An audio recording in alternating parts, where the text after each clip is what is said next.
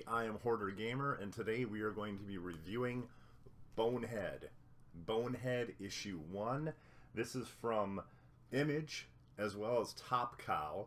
So I believe Top Cow is now an imprint of Image, but I believe Top Cow was its own thing initially. I'm not exactly sure. This is part of the Glitch imprint, which is like a series of books about like cybernetic things and in the future, maybe somewhat dystopian, we'll say. And this is the first book I've read of the whole Glitch imprint, Bonehead here. And one thing you'll notice right from the cover, if you can see this decently, there we go. That's a pretty good image for you right there. That's 56. That right there is the main character so far in this Bonehead story. And the art is awesome. I love the art in here. There's style to spare. There's so much style, you would not believe it. Good world building. Really good world building, at least in this issue. It seems like it's going to go on and on every issue to create a really lush world, a really interesting world. Shibby, welcome. How you doing? Good to see you.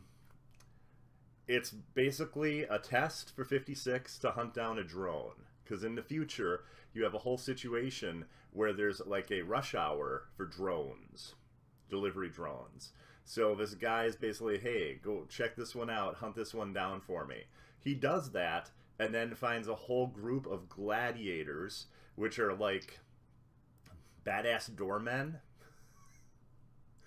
I just tried to figure out what I could say they look like. They look a lot like doormen. They've got like the big shoulder guards and everything, and the similar type of hats and everything. But they're like badass, and they have like magnetic boots and like almost not a vibra sword, but something like that. And they're basically out to hunt down the people, it seems, that are trying to steal these drone parcels. We don't know exactly. We just know that they're sent out and they see that one of these guys is going after 56, and they go after him. Well, there's another character in this story, Pumpkin Juice. Pumpkin Juice is a member of like a rival gang, I guess you could say, of runners, and he has this cool looking orangish outfit that almost looks sort of like a bee with stripes and everything. Again, the designs are great. Visually, it's a really impressive looking book. And basically, he's being attacked by another gang, and 56 shows up and basically cleans house. And it's basically an introduction to 56, even though you don't see him take off what is, based on what I'm reading here, Bonehead, I believe, is the VR helmets that they're using. Because the VR helmets are mentioned, but at no point do we actually see Bonehead take his off. I'm sorry, we don't see 56 take his off. So I thought that was pretty interesting. Part of me was thinking he might be like an android or something. I also love the visual. It reminds me a lot of Zorn from X-Men. Great Grant Morrison storyline. I believe that was New X-Men, if I remember correctly. It was a fascinating story. Let's see if we have any other information here. No? Okay. And, yeah, I think it's a really good issue, but I will warn you that the story is not the strongest thing here. It's world building, it's design, it's characters, it's the art. That's the real strong suit here, at least in issue 1 of Bonehead. So, you know, issue 2, maybe there'll be more of a story going on. And, you know, there's a little bit more there, but I don't like to ruin everything for you. I'm not here to spoil the entire book for you, just sort of give you a review. And I definitely think it's worth checking out issue 2. And like I said, the art is awesome.